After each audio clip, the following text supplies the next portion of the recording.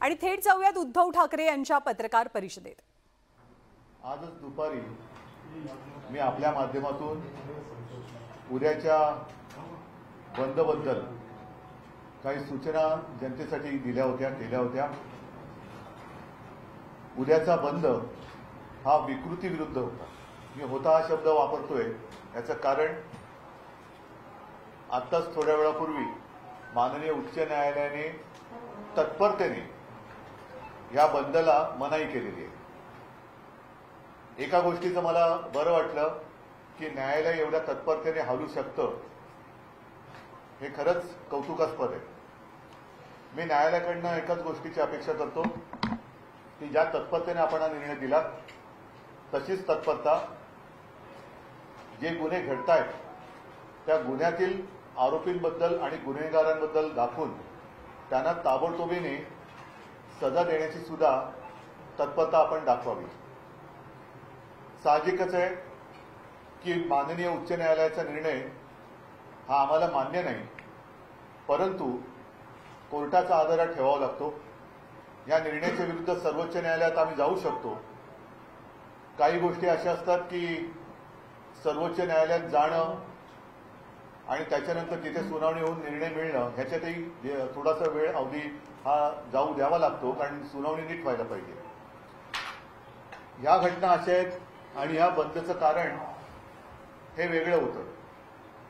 सर्वोच्च न्यायालयात जाण्याची आताही वेळ नाहीये, कारण सर्वोच्च न्यायालयात जाणार, अपील होणार आणि त्याच्यामध्ये जनतेच्या मनातला जो काही उद्रेक आहे, संताप आहे, तो जर का आणखीन उफाळला तर मग सगळ्यांनाच कठीण होईल। आणि म्हणून असं आम्ही ठरवलेलं आहे, ज्याप्रमाणे माननीय पवार साहेबांनी सुद्धा आवाहन केले की उद्याचा बंद मागे घ्यावा, तर उद्याचा बंद आम्ही मागे जरूर घेतो आहोत।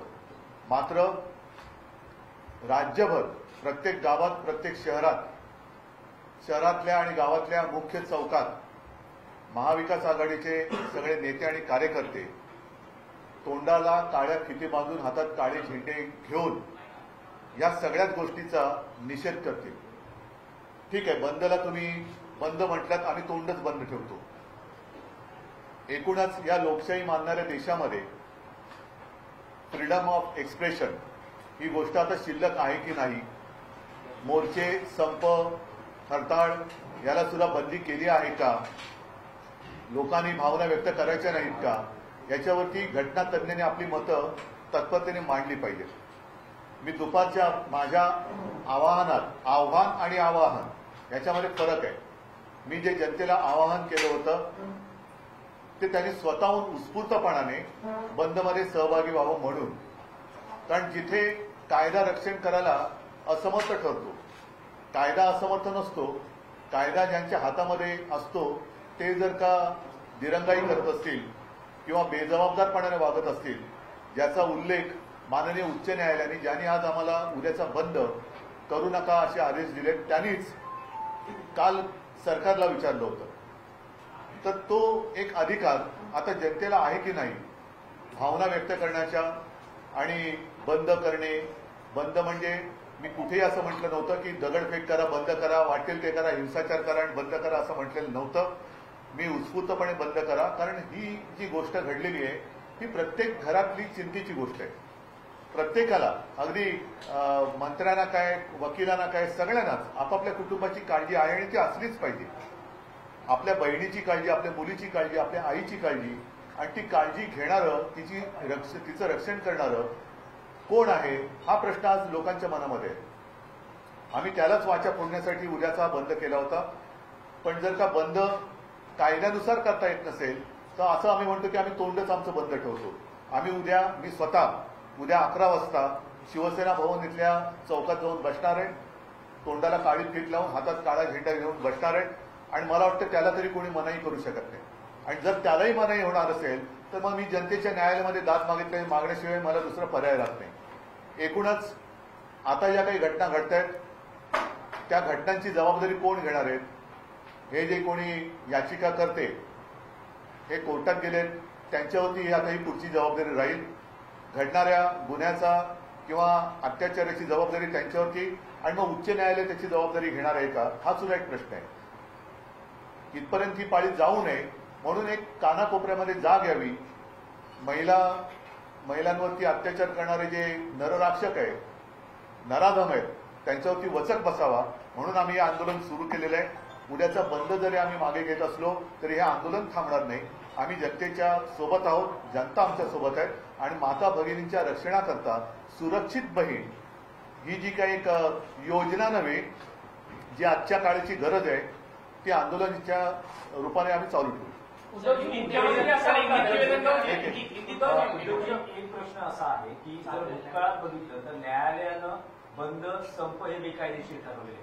2003 साली घाटकोपरच्या ब्लास्टचा निषेध करण्यासाठी शिवसेना भाजपने संयुक्तपणे महाराष्ट्र बंदची हाक दिली होती.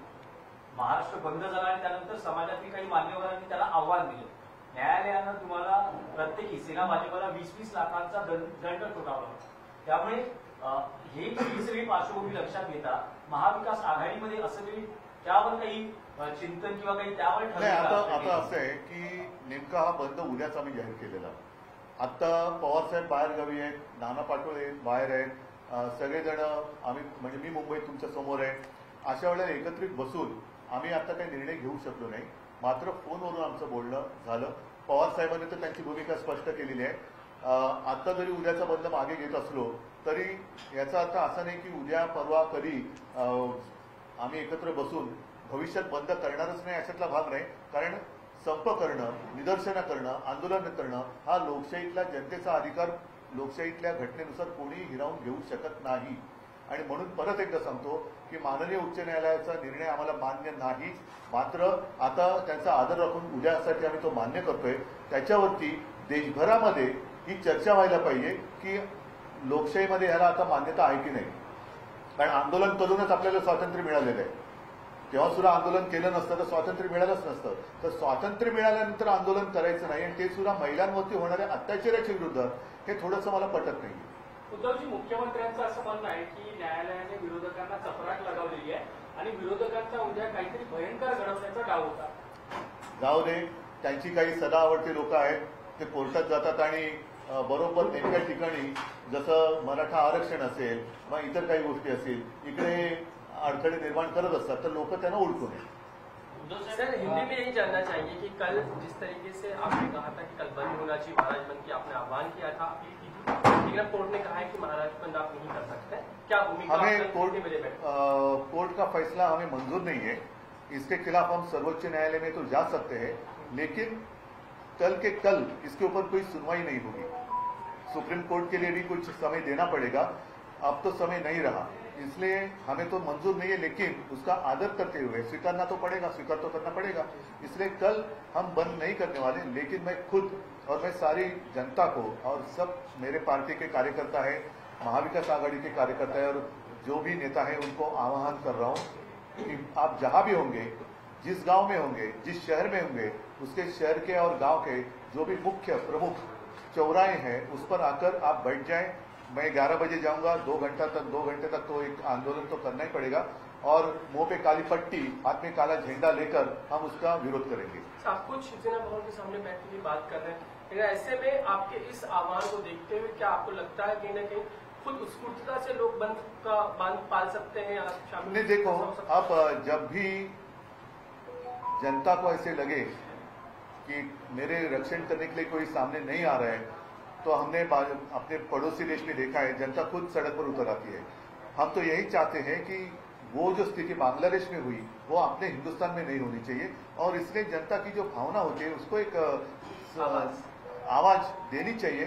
कोई तो उसको सुनने वाला चाहिए. हम जनता को लगना चाहिए अरे भाई नहीं, ये मेरे साथ है. तो यही कोशिश हम कर रहे हैं और हम करते रहेंगे. ये आंदोलन रुकेगा नहीं. मैं जल्दबाजी कहना ठीक नहीं है, लेकिन तत्परता, उसको हिंदी में क्या कहते हैं पता नहीं. कोर्ट ने इस मामले पर सुनवाई की और फैसला दिया. मैं अभी अपेक्षा करता हूं कि जो केस है बदलापुर की केस, उस केस पर भी कोर्ट फास्ट ट्रैक क्या होता है वो दिखाएगी और जो भी गुनेगार है उसको सजा सुनाएगी. न्यायालयानं बदलापूर घटनेची शुभमतो दखल घेत जे काही भाष्य केलं काल सरकार आणि पोलिसांनाही आता पटलं. ती चपराक सरकारला आणि मुख्यमंत्र्यांना नाहीये का? काल कोर्टाने जे थोबडवलं, हा थोबडवला हा शब्द मी मुद्दाहून वापरला, तो मुख्यमंत्र्यांना आणि सरकारलाच केले ना. नाही, पण आज सकाळी तुम्ही न्यायालयाच्या भूमिकेचं कौतुक केलं. आता पण करतोय, आता सुद्धा कौतुक करतोय. त्यावेळेस तुम्ही नाराज नाही, आहात. आता सुद्धा न्यायालयाच्या भूमिकेचं कौतुक करतंय की न्यायालय एवढ्या तत्परतेने हलू शकतं, हे या निमित्ताने समजलं. आणि तीच तत्परता आम्हाला या मूळ ज्या कारणासाठी हे आंदोलन सुरू झालेले आहे त्या कारणासाठी आता कोर्टाने दाखवावी आणि तत्परतेने जे आरोपी आहेत त्यांचे गुन्हे साबित करून त्यांना फासावर लाटावं. बदलापूर प्रकरणानंतर अनेक प्रकरणं जी आहेत महाराष्ट्रातली या 2 दिवसात महिला अत्याचारांची पुढे आली, रोज येत आहेत. त्यामुळे कुठेतरी महाराष्ट्रात कायदा सुव्यवस्था नाहीये म्हणायचं. तेच तर माझं म्हणणं आहे आणि त्याच्यासाठी आम्ही हे आंदोलन करतो आहोत. आणि ज्या पद्धतीने सरकारची जबाबदारी झटकते, नुसती झटकत नाहीये तर नराधमांना पाठीशी घालते. नुसतं पाठीशी घालत नाही तर जनतेला गुन्हेगार ठरवते. उत्स्फूर्तपणाने आंदोलन करणाऱ्या जनतेला गुन्हेगार ठरवते. त्यांच्यावरती केसेस टाकले जात आहेत आणि एकूणच एक स्वतःच्या विश्वामध्ये, स्वतःच्या भ्रमामध्ये ते मशगूल आहेत. तर अशा सरकारचा निषेध किंवा त्यांना जागं करणं हे आमचं काम आहे, ते आम्ही करणार. आंदोलन ठरवताना महाविकास आघाडीच्या नेत्यांमध्ये एकवाक्यता नव्हती का? कारण आता कुठलं हे जे आंदोलन आहे बंद, हे जे आंदोलन नाही, लागलं, एक वाक्यता होती म्हणून तो बंद केला होता. नीट लक्षात घ्या, आता हा निर्णय संध्याकाळी आलेला आहे. आम्हाला या निर्णयाची अशी अपेक्षा नव्हती, कारण लोकशाहीमध्ये आपल्या आंदोलन करणं याला बंदी नाहीये. जर त्याच्यात हिंसाचार झाला, त्याच्यामध्ये काही घटना घडल्या तर त्यानुसार गुन्हे दाखल केले जातात, अटका केल्या जातात आणि पुढची कारवाई होते. पण जिथे मी स्वतः पुढे येऊन सांगितलं होतं की उत्स्फूर्तपणाने स्वतःहून सामील व्हा, कारण प्रत्येकाला मुलं बाळं आहेत, प्रत्येकाच्या घरामध्ये मुली आहेत, आई आहे, बहीण आहे, सगळे आहेत. तर त्यांच्यासाठी म्हणून हे आंदोलन आहे. हे आंदोलन थांबणार नाहीये.